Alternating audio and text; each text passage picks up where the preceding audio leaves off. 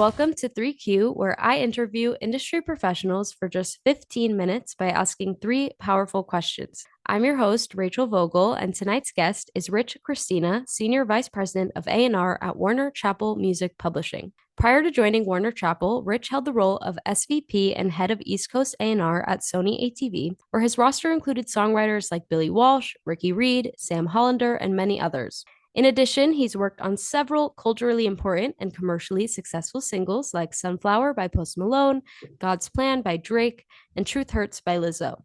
In his current role, he's been responsible for signing and developing songwriters like Jenna Andrews, Masked Wolf, Nate Rhodes, and more. A few singles those writers have worked on include Butter by BTS, Astronaut in the Ocean by Masked Wolf himself, and Your Mind Still by Young Blue. So, Rich, thanks so much for joining me. How's it going? Thanks for that introduction. Things are going well. Glad to hear it. Let's get down to business. Are you ready for the first question? I'm very ready. Imagine for a second you're sitting down with your 25-year-old self. What one piece of advice would you give him on a personal note? And what one piece of advice would you give him from a business perspective? Personal is a very contemporary answer. Take time for yourself. Back in the 90s when I started, there wasn't a lot of concern about mental health, and there wasn't a lot of concern about time. You just took the job and you worked yourself to oblivion. Didn't take a lot of vacation, didn't spend a lot of time doing anything other than music because you're trained to just be focused on that, or you're trained to sort of understand like you have to give 1,000% or it's never going to happen. But definitely the first couple of years were difficult. Just on your mental, because it's so, you spend so much time and you're like, well, if I take a vacation, I'm going to miss something. If I take a vacation, it's going to be frowned upon.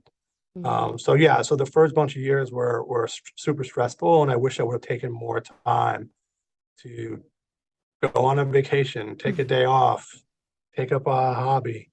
I'm a terrible golfer, and probably the biggest reason I'm a terrible golfer because I didn't get a chance to start earlier. Busy working, listening to cassettes and CDs on weekends. And professionally, again, when you start, you're sort of like a bull in a china shop. Like, I got this great opportunity to sort of plow forward. I'm a big planner and a strategist now. But back then, my planning literally was like, all right, by the time I'm 25, I want to be here. By the time I was 30, I wanted to be there. And that seemed like a good plan, but it really was sort of like too loose. Again, it worked out really well for me. I'm really fortunate to have the career that I had and continue to have, but I wish I would have spent more time strategizing, because I think it's the most important part of not only just your success, but your longevity. It's a thing I stress to folks when they ask me for advice. Have a plan. So I wish I would have I started my plan sooner. Great advice. So I'm curious, was there a time in your 20s that led you into publishing in A&R, or were you always set on that? Did you ever want to do the kind of label route first? I was you get in how you get in. I was very fortunate to have gotten into I was a DJ in college, and I was recommended for an internship in the dance music department, which encompassed A&R, promotion, marketing, and sales. So super fortunate to be able to have experienced every single nuance of how a record sort of finds its way to a store, to a radio, to a DJ. I really loved every moment of it. I had to organize the record room. I love that. I had to stuff envelopes and send them to DJs. I love that. I just loved sort of being in the room. But again, really fortunate to been able to sort of have little bits of experience in different areas. And it's kind of funny that I wound up in publishing, because I always being a DJ, songs are super important. I still collect records. I probably have close to 10,000 45s. Wow. So when I left Atlantic in 2003, publishers sort of came forward and offered me opportunities, or at least meetings, and offered me jobs. And I didn't understand why they wanted me to be a publisher when I was a record guy. A&R people, the record side of business, are very sort of proud of that. But ultimately, what I didn't see in myself, these folks did. There's a guy, his name is Jim Valutato. He worked at Sony Music Publishing for many, many years, and he'd always told me he thought I'd make a great publisher, and recommended me for the job, and I resisted, and ultimately sort of okay, fine. And once I started in publishing, I was like, oh my God, how was I never here like my entire life? Because I really do love songwriters, producers, artists. I really love the time that you get to spend and the time that it takes to sort of nurture an artist and or songwriter and producer, to, from zero to greatness and, sort of be involved and, from that side of the business really has become way more enriching to me than the record side ever was. So I'm Hmm. happy to have found my way, and I'm really grateful to that gentleman, Jim Vallotado, for sort of seeing in me what I didn't see in myself at the time. But it definitely feels like my true calling, and I really do enjoy it thoroughly, way more again than I thought I would, and way more than I did actually being a record guy. Hmm. That's awesome. Yeah, I think it's an area that not many people know much about, but if they did, they'd be very intrigued. I highly recommend it. All right. Question number two. Every industry has its dirty little secrets, and you and I both know that it's no different in the music industry. Sometimes people think that's a bad thing, but that's not always the case. Sometimes they can be good. What's one secret you would like to share with our listeners about the industry? I talk about this a lot, and I think what's great about the music industry now for everybody is that the field is relatively level. It wasn't that long ago where it was like cost prohibitive for somebody to record themselves and put their music out. Now it literally, if you have a computer and you have a great idea, and for better or worse, if you have TikTok, you can get started like tomorrow. And I think Right. that's amazing. It gives everybody an opportunity to have their voice be heard. I'm sure you still hear this as a young person in the business that, oh, the record side is this or the publishing side is that, but it's really actually really favorable to creators now. Again, the creators are sort of like dictating the business. We're all sort of we're not waiting around, obviously, for TikTok, which is obviously many, many ways to find great songwriters and great artists, but certainly it's hard to ignore, something that's trending or somebody that really sort of finds their way from their bedroom, brave enough to sort of post something and have it be meaningful and sort of catch the eye or the ear of a music publisher or a record company. So I would say it's remarkably fair. Also, the business, I'm sure you've read and heard, that the rates have changed, the royalty rates have changed and really improved. We got a long way to go still, and there's always going to be an uphill battle, but we've really sort of made our way up the mountain here. So besides, again, it being really relatively easy to put your music out, it's also now a bit more lucrative than it was yesterday. So I Mhm. think again that there's always this misconception that the business is either evil or impossible, and it's certainly difficult, um, but it's much more fair and it's a greater opportunity for everyone. Definitely. And especially with TikTok, the algorithm works in mysterious ways. So you never know when you're going to Yeah, get a viral I mean post. it's super controversial, but I was a big MTV fan, so as Hmm. a young person, I would just wait, I watch MTV, wait for the next video to come on. I kind of feel that way to some degree when I'm flipping through TikTok. I'm really the kid in me or the music fan in me literally is flipping through and hoping to find something really magical. So for me, it's not the only tool that I use. Again, I'm doing this a long time, so I've got great relationships with lawyers and other artists and managers. But it is like again, the music discovery part of me really enjoys, and really enjoys flipping through, but also the hope and the opportunity that I might stumble across something magical is Hmm. exciting. That's such a good comparison. I've never heard that before, but that's so It might be true.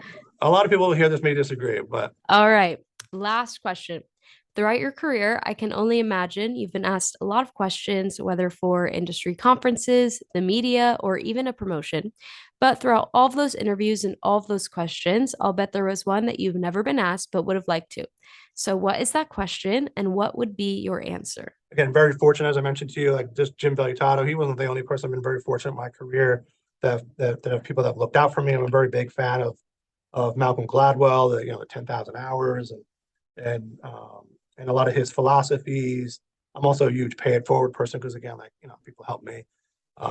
So I do speak to a lot of students because again, I was a student and somebody lends a hand and somebody point me in the right direction and I was very fortunate to be able to have a career from it. So I try to do the same. When I lost my job at Atlantic Records, a friend of producer manager, this guy, he actually just passed away. His name was Sandy Robert, and a great human being. Gave me an office and really helped me get back on my feet. And I asked him, like, what can I do to repay him? He said, pay it forward. So I spent, I know he just passed away recently. It's terrible, and he was a great guy. But that stayed with me because again, like if it wasn't for that kindness of others, I probably wouldn't have continued the longevity of my career. So I do speak to a lot of kids. So this is a very good question for me because the question I always get asked, because it's, you're a young person, you're in college, what you're most interested in is how do I get into the business? Right. But nobody ever asked me how do you stay in the business, That's a great um, question. which is the most, I think, even the most difficult part. And I would say beyond luck, because there's a big, luck plays, I guess, some part in any of our success. You got to find your niche in this business. I think, when you start an A&R department, you start in any sort of department, you're like, oh, I want to do what that person does. The problem is that person's already doing that. But in Mhm. any company and in any department, there's always something or things that aren't being taken care of. And that lies the opportunity for a young person starting out to create their path because their path is there laying before them. So I always say, this is also not an uncommon recommendation, but find your niche and sort of look for your hole and fill it. Also, like once you get there, be open-minded to change because obviously you got to be an expert in your niche, but the tools change. We talked about TikTok. We talked about how MTV and even how record stores like now Tuesdays used to be when the records came out at stores, and a lot of us would go to record stores to see what came out. And now it's New Music Friday. So Mhm. the tools change, and you got to change along with them. So I think that's super important. When I was at Atlantic, I got the grand opportunity to spend a lot of time with Ahmed Erdogan, the founder. And though he was older, he still founded the label and turned it into something like super iconic that'll never be replicated. So anytime he had anything to say, I listen. And one of the things he recommended was to protect your reputation, how important your reputation was, how valuable it was for the people to sort of see you in the light that you wanted to be presented. So I think that's super important for keeping your job and longevity. Building a trusted network. I see a lot of people sort of jump from camp to camp. I think if you build your team from the ground up. I have a great teammate here, Margie, that works with me, and I talked to her about when she started out. I'm like, you rise with your peers, make friends with your peers. I think that's also super important. That's a big part of that, building your network and your trusted network of friends. A lot of folks are like, wow, how do I get Craig Kalman on the phone or any other industry leader? And it's obviously everyone's calling Craig Kalman, and it's not to say you can't. It's not to say it's a terrible idea, but probably a better idea would be again to sort of build your foundation and build your network with the people in your group, because ultimately, as you get older, everybody sort of rises along, and then that becomes your network, and that becomes your sort of like your power center. Um, Also, be humble is always a bit of advice for longevity. I think there's a bit of not or lack of humility in the business. A lot of it is like so and so's birthday party and what I did, and ultimately, really, I didn't do anything. I'll say it from the publishing side, like we're of service. I didn't do anything. I just sort of was like lucky enough to sort of recognize um, maybe in something in you that people didn't see early on. Like I've been able to sign a lot of folks before they were famous.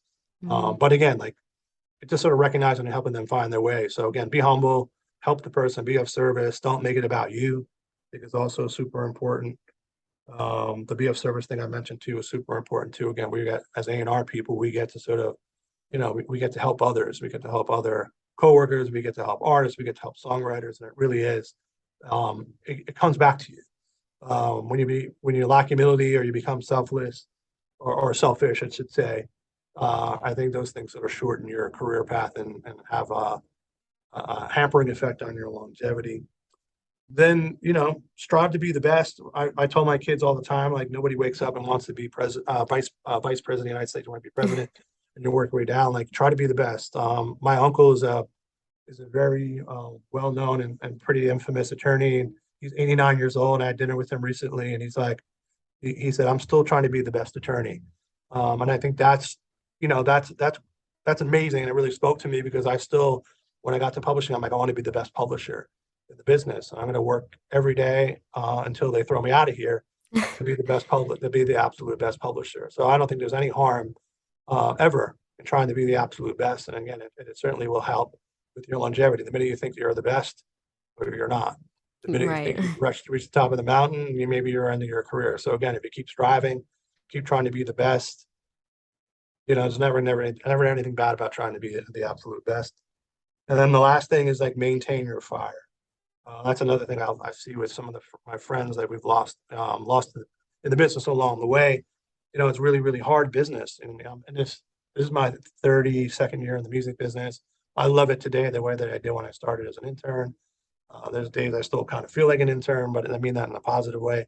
There's always something to learn. But yeah, like that maintaining your fire part of it, I think that's, longevity wise, I think that's the ultimate challenge, because it's really hard to have hits, and it's really Right. hard to have a lot of them, and it's really hard to have them over the course of many, many years. So if you don't absolutely love the job, you don't absolutely love what you're doing, you don't absolutely love music, you don't absolutely love a challenge, you can't find your way up from falling down, it's going to be really tough to sort of keep that fire burning. But again, it's really important to find a way to keep the fire burning. Sometimes the way to keep the fire burning is do something else. We talk about, finding your niche and finding your passion and trying to be the best. And sometimes you hit the wall. And you talk about, obviously, another big thing in the business, of course, everyone says never give up, no plan B. But sometimes you have to have a different plan A. Right. So again, Absolutely. I found publishing. I was very fortunate to find another plan All advice to live by. I have nothing to add to that. That was great. A. I hope it's not too much. Again, I've been in the business a long time, so I got a No. lot to say. Oh, no, it was wonderful. I definitely advice that I will take with me. Well, Rich, it has been so great having you on 3Q tonight. I appreciate you taking the time to chat. And to all of my listeners, I know you enjoyed hearing from Rich just as much as I enjoyed speaking with him. So stay tuned for next week's episode of 3Q, where I interview industry professionals for just 15 minutes by asking three powerful questions. See you next time.